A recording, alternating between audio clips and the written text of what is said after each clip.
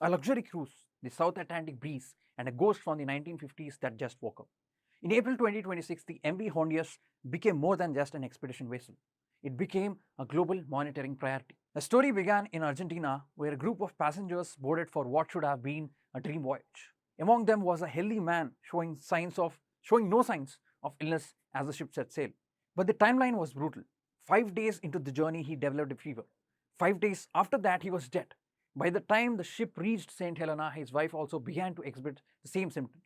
She attempted to fly home to Johannesburg, but she collapsed at the airport and passed away shortly after landing. This wasn't just a mysterious new illness, it was a known killer, the Hanta virus, specifically the Andes strain. Now, you might ask, what is a strain? It is basically a genetic subtype or a specific version of a virus that has a unique characteristic.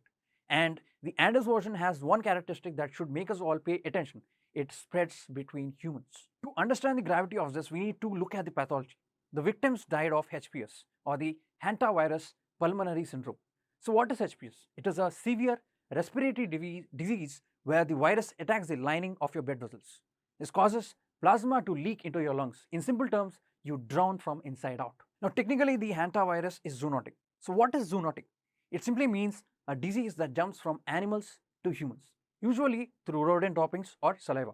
On this ship, there were no rats, which pointed out to a deeper problem. Historically, hantavirus was a biologically dead end. If you caught it from a rat, you couldn't give it to your neighbor.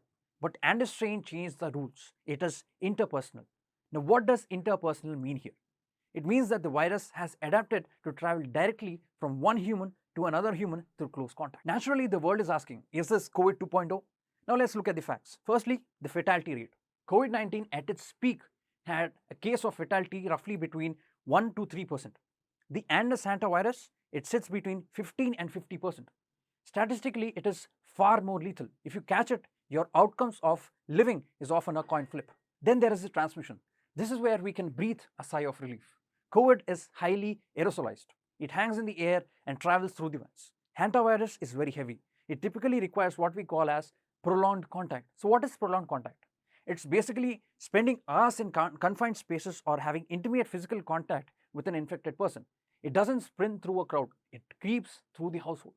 So where did it start? Authorities pinpointed at a Dutch couple who went on a bird watching tour near a landfill in Argentina before boarding. This was a classic zoonotic jump that brought the virus onto the ship. Now, this is in 2020, but it is a reminder, right? It is a reminder that nature is always iterating. The MV Hondias isn't just a news story.